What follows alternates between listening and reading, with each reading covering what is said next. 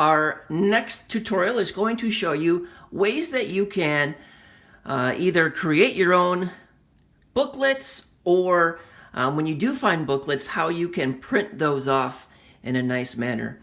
So for example, this is one that we've created, and you can also purchase this at SpanishTeacherShop.com, Erika y su unicornio.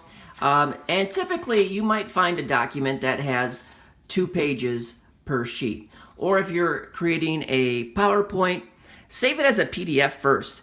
Once you have the PDF, then you can go and print 2 slides per page. It's going to look a lot better than if you just print the slides from the Microsoft PowerPoint, because it's going to shrink it down quite a bit. This makes it extend the whole page. So once you have 2 pages per sheet, I always go and cut them in half. And you're going to end up with half booklets like you see here. And we take these to the binding machine we have at our school where we can bind them nice and easily.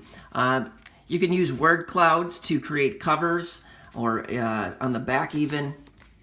And what are some ways that you can print them? Well, this one right here, this is a Simon's cat, and we always like to include a glossary in the beginning of the book rather than at the end, so students know it's there and can reference it. We have a YouTube video explaining how to do that.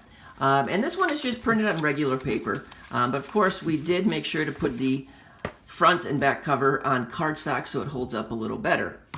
This story, Pinocho es un niño real.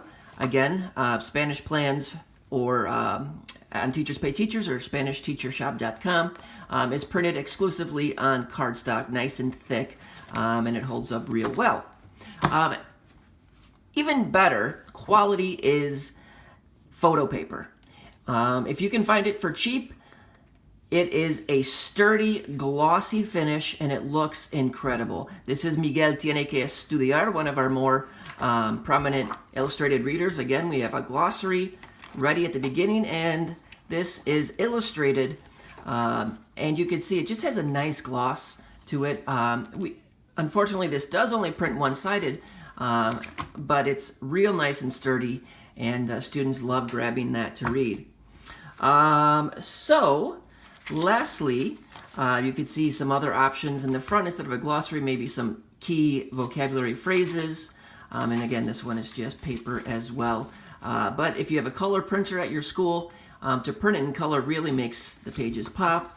And if you do 2 per sheet, you don't have to waste as much. Sometimes I will also include a second edition, maybe more advanced, kind of like an embedded reading, just with more advanced text, so students, once they finish the first version, they can move on to the second version. So you can create these yourselves with a PowerPoint and then print it as a PDF, or going to SpanishTeacherShop.com, and you can purchase some that are ready, and for just a few dollars you can print as many copies as you need.